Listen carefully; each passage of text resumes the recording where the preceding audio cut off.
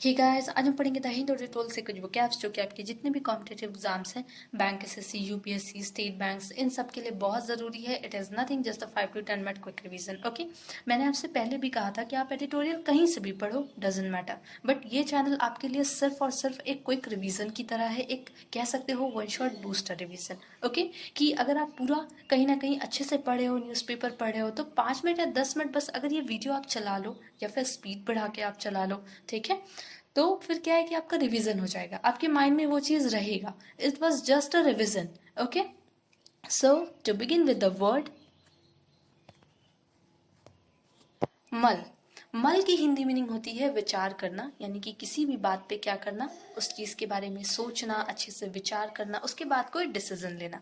Okay, think about a fact, proposal और request deeply and at length, यानी कि किसी भी चीज के बारे में, चाहे कोई प्रपोजल है, चाहे कोई रिक्वेस्ट है, उसके बारे में बहुत ही गहराई से सोचना और काफी लंबे समय तक सोचना, इसी को कहते हैं मल। इसके सिनोनिम्स हो गए consider, ponder and think.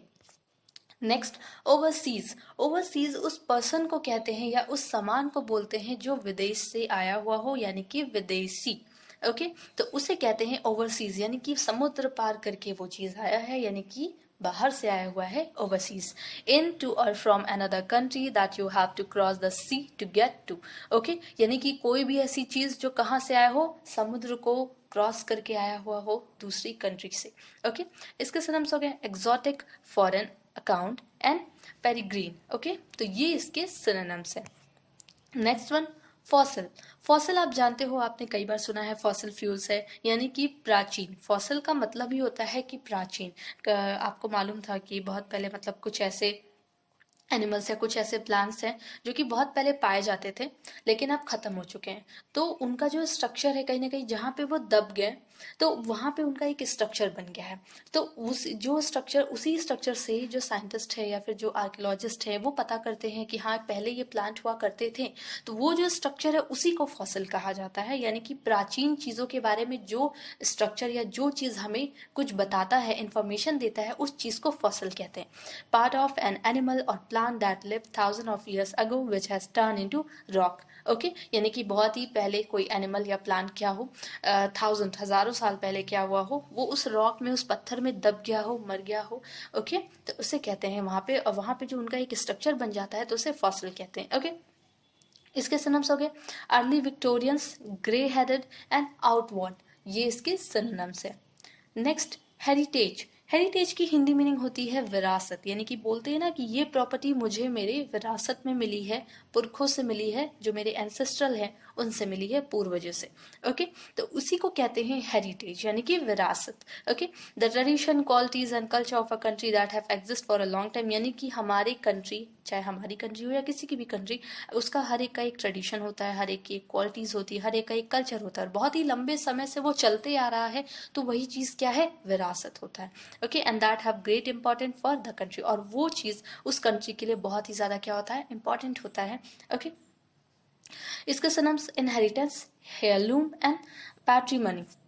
Next one, paleontology. अब पैलेंटोलॉजी एक टर्म है जो जब हम फॉसिल्स की स्टडी करते हैं तो उस स्टडी को बोलते हैं पैलेंटोलॉजी, और जो पर्सन उस चीज की स्टडी करता है उसे कहते हैं पैलेंटोलॉजिस्ट। ओके, पैलेंटोलॉजिस्ट लॉजी का मतलब यही है कि study of fossil.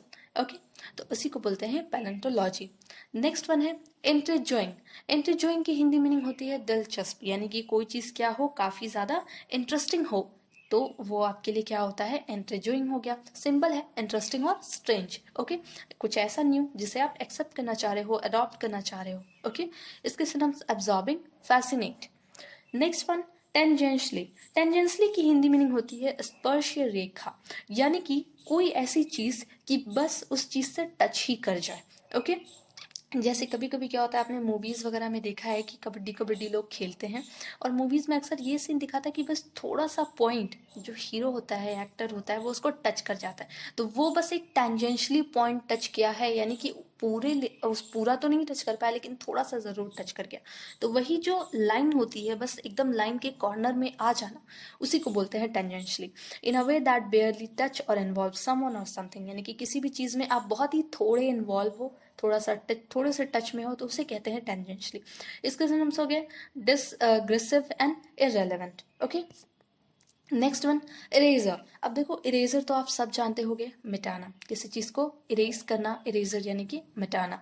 The removal of writing, recorded material और डेटा, यानी कि कोई लिखी हुई चीज़ को मिटा रहे हो, रिकॉर्डेड चीज़ को मिटा रहे हो, या फिर कोई मटेरियल है, कोई डेटा है, एनीथिंग, आप उसे क्या कर रहे हो, इरेज कर रहे हो, मिटा रहे हो। इसके सिनोनिम्स हो गए deletion and rubbing out. Okay, next one आपका एक फ्रेजल वर्ब है, गो ऑन। गो ऑन का मतलब होता है आगे बढ़ो, यानी कि प्रोसीड करो। जो काम आप कर रहे हो उसमें आप गो ऑन करो, यानी कि आगे बढ़ो, कुछ न्यू करो, प्रोसीड करो। Okay, and next and last आपका क्या है, एक इडियम है, down and out. Down and out की हिंदी मीनिंग होती है हैविंग नो मनी, जॉब और होम, यानी कि अच्छे और बुरे वक्त में, यानी कि जब आपका खराब टाइम चलता है तो उस वक्त कहते हैं डाउन एंड आउट। ओके, तो ये सारे के सारे आज के आपके सिनोनिम्स हैं और वोकैबुलरीज थी। Okay, thank you.